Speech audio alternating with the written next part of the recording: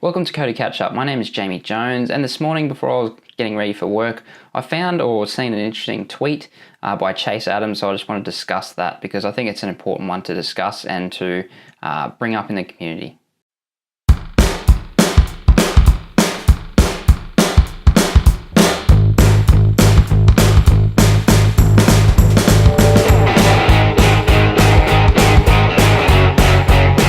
Okay, so I was just going through Twitter, just my usual morning run through my list, and I seen a tweet from Chase Adams. You can find him at ChaseAdamsIO, and it's saying it's interesting to see the non-outrage support of at SlackHQ on Twitter.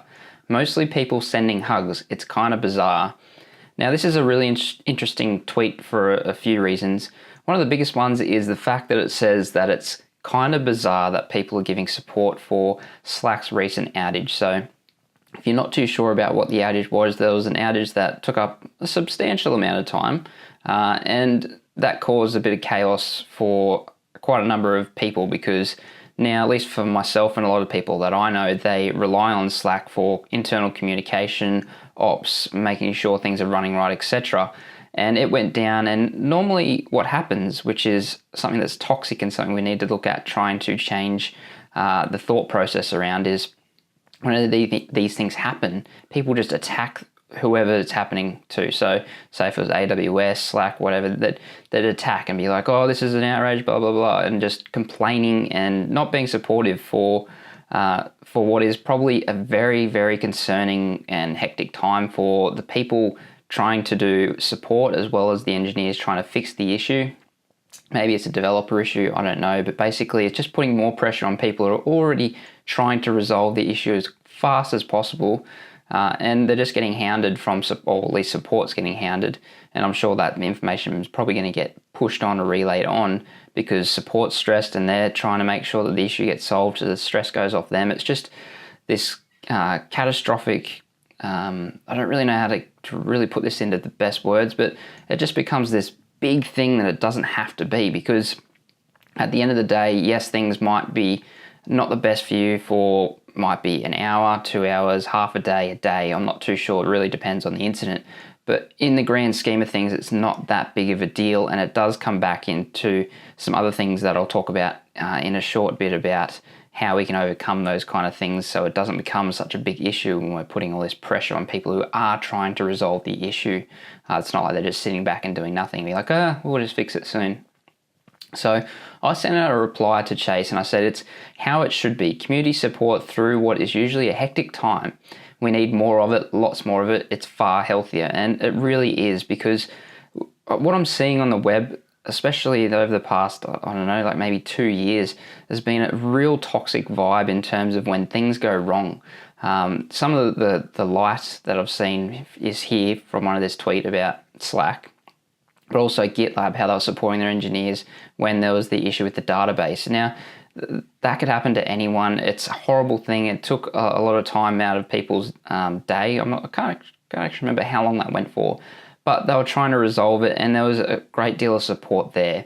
And it made me think of the Drupal community, which I think they do support very well, of helping others, which is great. And I think if other communities could model that, that'd be great. But if we could do it on the web as a whole to make sure that we support the people who are trying to build great products to do or help us do better in our day-to-day jobs and really improve our life, really, that's how much of a big difference these makes. And yes, there might be hiccups, which happened to Slack just the other day, but it's something we'll get over and life will continue on. There's a way to get around these things. And that's where I really want to talk about ways to get around. Now, this is one of these things which I've seen another tweet by Chase. This was earlier before he tweeted about this, and it's question: how many people don't have a chat ops now that Slack HQ has been down for 15 minutes? What's your disaster recovery plan? Now, this is a really important statement, and it might not be applicable to everyone, and let me explain why. So most of the time you should have a contingency plan for when something goes wrong. If something is super mission critical and nothing can go down, you really should have multiple points where you can fall back to. So basically some redundancy. So whether that's one additional service that can automatically switch over and run on a completely separate network, or some other way. It really depends on how you've implemented whatever you're implementing. I can't really give you a broad or general answer, but generally redundancy is probably the best thing I could really give you. But in saying that, for some people, redundancy might not be possible, so you have to evaluate what is possible for you to do. So if having some downtime is all you can do and that's perfectly acceptable, then that's fine.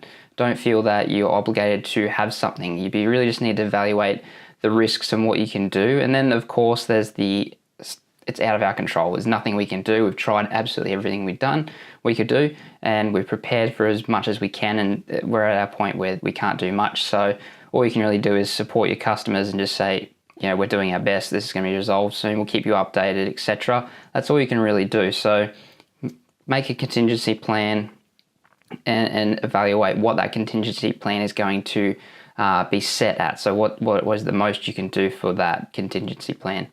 So getting back to the root of what this kind of little ranty video is about, it's about just coming together as a community and supporting the people who are really trying to improve our lives as developers, support engineers, etc.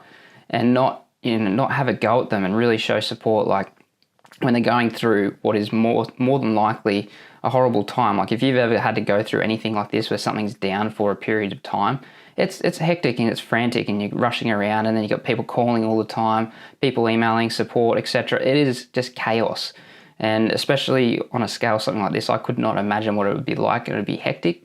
And I'm really proud and happy to see that people who are using Slack most of the time is giving a fair bit of good support in times like this. But it's something that we need to see throughout the community going forward, through everything, essentially. Every single bit of software, we need to show that gratitude, like, hey, yes, you are doing your best. We can see that.